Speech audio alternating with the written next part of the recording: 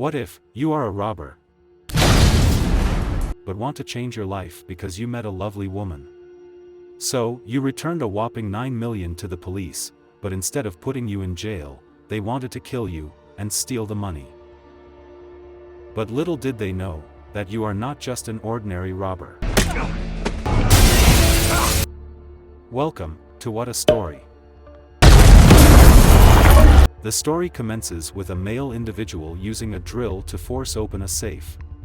News reports disclose that $658,000 had been stolen, and the police had not obtained any leads regarding the perpetrator of the theft.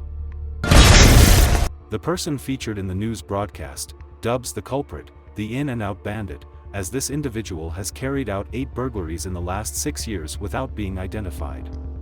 Tom Carter, the thief, visits a self-storage facility where he encounters Annie, a graduate student. He intends to lease a storage unit to store the stolen money.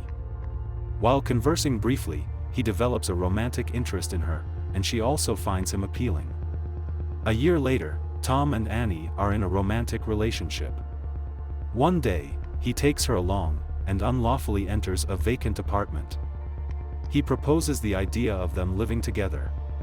Annie initially hesitates, despite finding the place attractive due to her recent divorce, but Tom persuades her, and she eventually agrees to move in with him.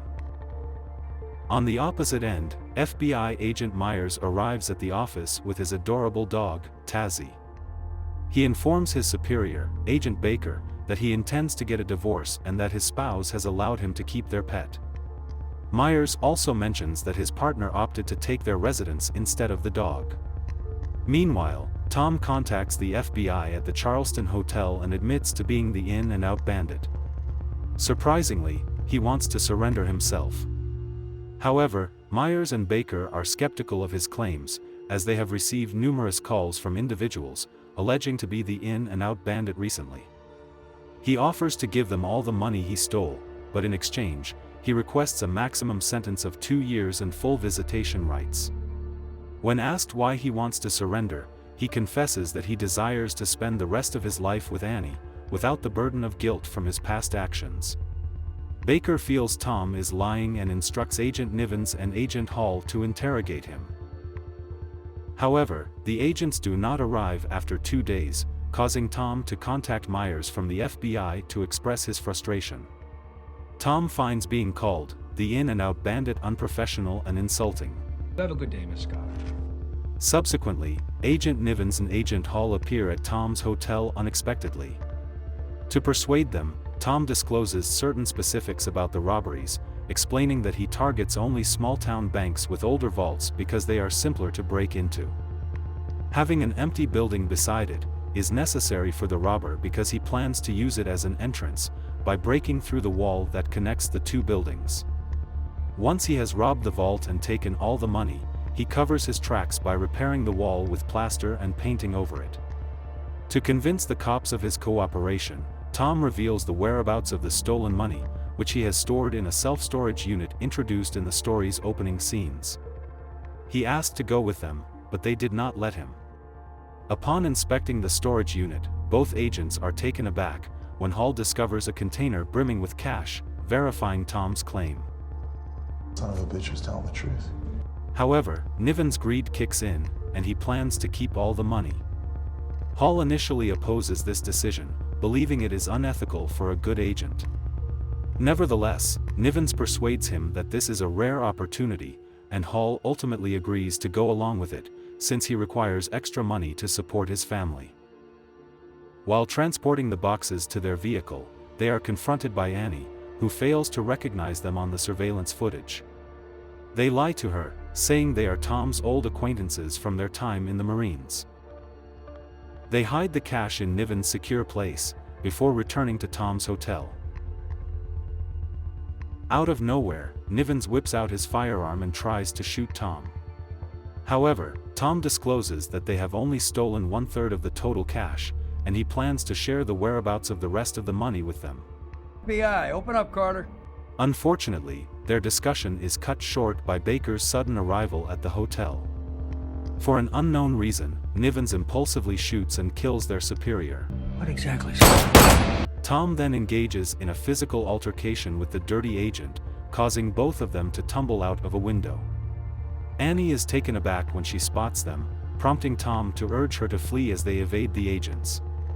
Nivens and Hall try to pursue Tom and Annie, but the duo successfully makes their way to the parking building.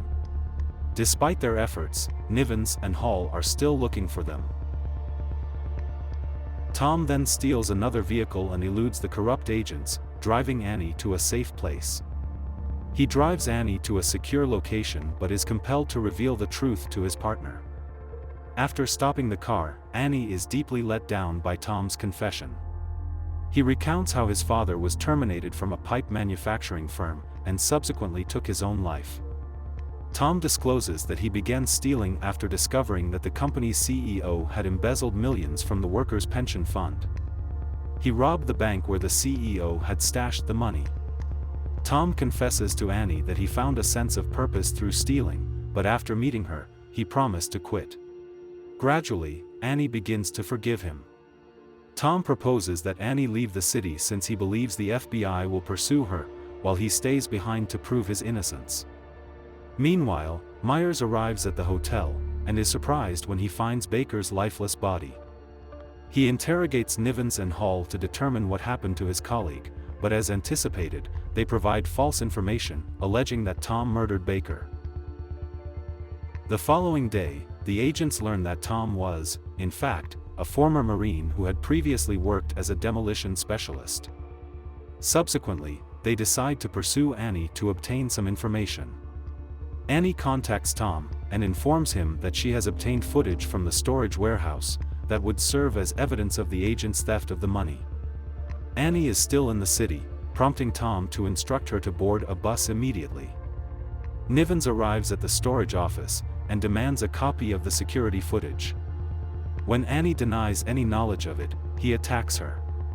Despite her attempts to resist, Nivens is too powerful and ultimately knocks her unconscious. He then tries to shoot her, but Hall intervenes and prevents him from doing so, while covertly taking the security footage from Annie. Tom shows up late, and rushes Annie to the hospital. Hello? I need some help.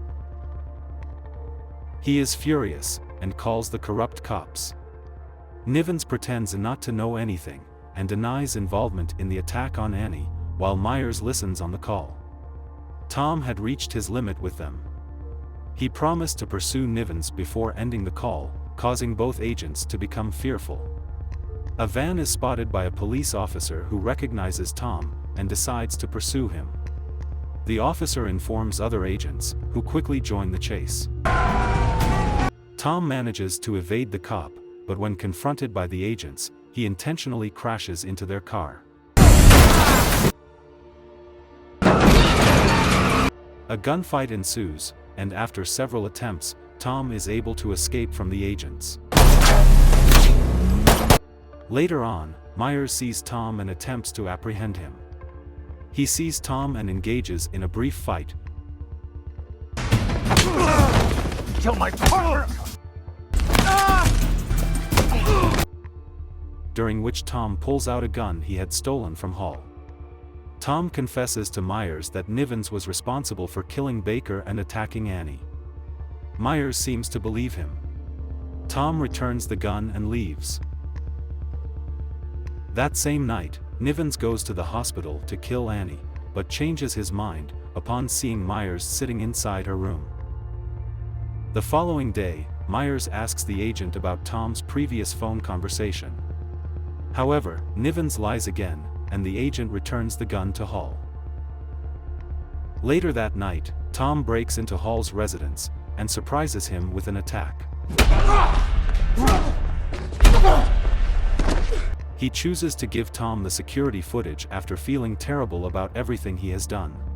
Hall informs Tom about Nivens' plan to harm Annie, and urges him to be careful. Upon hearing this, Tom hurries to the hospital, and takes Annie to a secure location. The next day, Tom draws on his knowledge from being a Marine to construct a bomb while conversing with Annie. Annie was determined to accompany Tom in his pursuit of Nivens. Together, they went to Nivens' residence, where Tom covertly planted a bomb. Tom contacted the dirty agent to inform him of the bomb's presence. Nivens, fortunately, fled in his car just in time before the bomb detonated.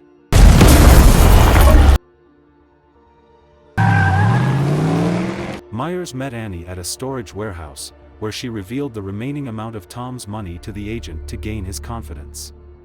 Nivens heads to a hideout where he encounters Tom, who has taken Hall captive. Nivens becomes angry when he discovers that Hall has betrayed him. Although Tom attempts to intervene, Nivens, who is cocky, draws his gun and shoots Tom through his accomplice. Nivens takes the money and flees in his car.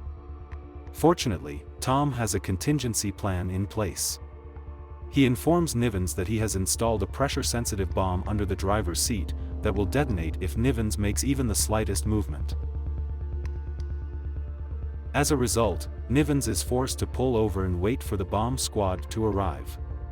The bomb squad shows up to inspect the bomb, and it is discovered that the bomb is fake. Nivens, who has the stolen money, is apprehended by Myers' team, while Myers orders his men to arrest the dishonest agent. In addition, it is disclosed that Tom had discreetly placed a phone in Hall's trousers, which had recorded their entire confession. Tom then sends the recording to Myers, who completely trusts him after listening.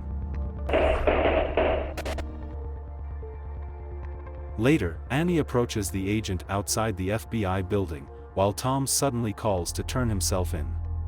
Tom then arrives, and Myers assures him that he will try his hardest to assist him in obtaining a reduced sentence. Thank you for watching, and see you in the next story.